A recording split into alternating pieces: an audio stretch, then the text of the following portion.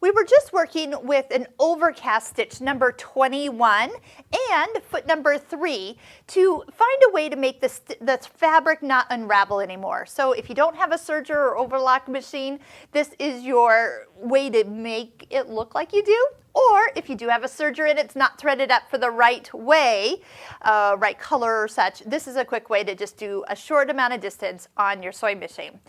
So here is the link up here in this right corner where the little eye is to the overlock video we just did.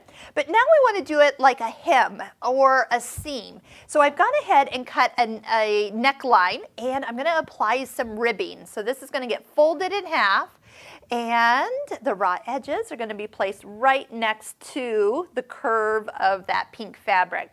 But before we go ahead and put it on, let's go ahead and use stitch number 20, let's do 22. It has a little bit more back and forth, plus look, it has a very nice stitching that's going to be a stretchable seam that will hold it all together. Foot number 3 has an adjustable guide. So what you want to do is adjust that guide so it's even with that little pin. The little pin is going to support the stitch as it goes over the edge. So all you have to do is, once it's set up, is run the fabric right along that red marker. So it makes it really easy. Plus this is a dual feed foot, so make sure your IDT is engaged when you put this down. They'll also keep your fabric from getting all stretched out of shape. Don't we just love that feature just built into this machine? What do all the people do that don't have that? I don't know. All right, so enjoy.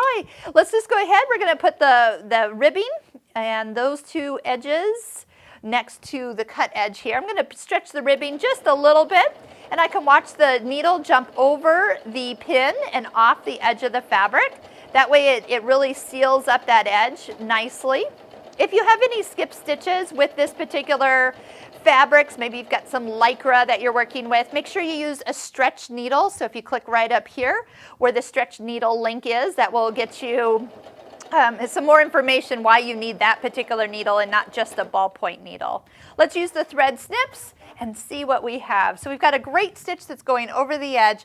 The key is, though, that it is stretchable and doesn't break, and so nicely seams and overcasts all in one pass.